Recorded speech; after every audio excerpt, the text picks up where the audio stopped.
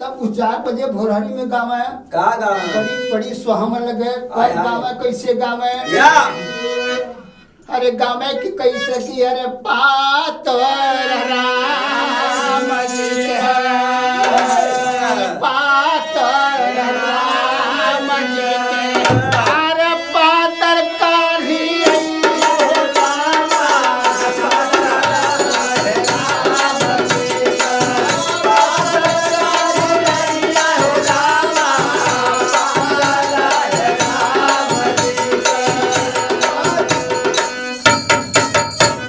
ये गावे कि पातर राम जी के अरे पातर काढ़ी अरे बचपन का टूटे नहीं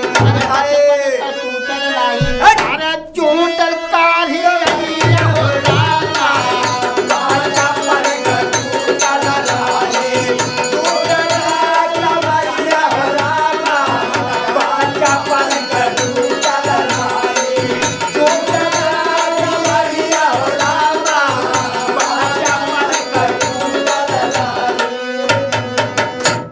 अरे बचपना कहा टोटल लाहे आ रहा टोटल काढ़ी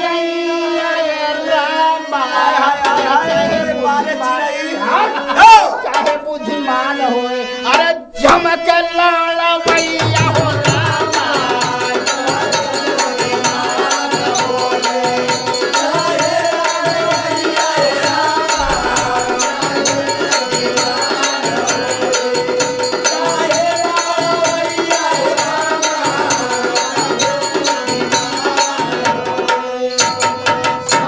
ए भैया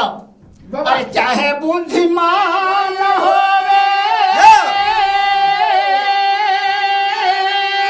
आ रहा झमक लड़वैया रामा अरे तू तो हुआ शेर अरे तू तो हुआ शेर है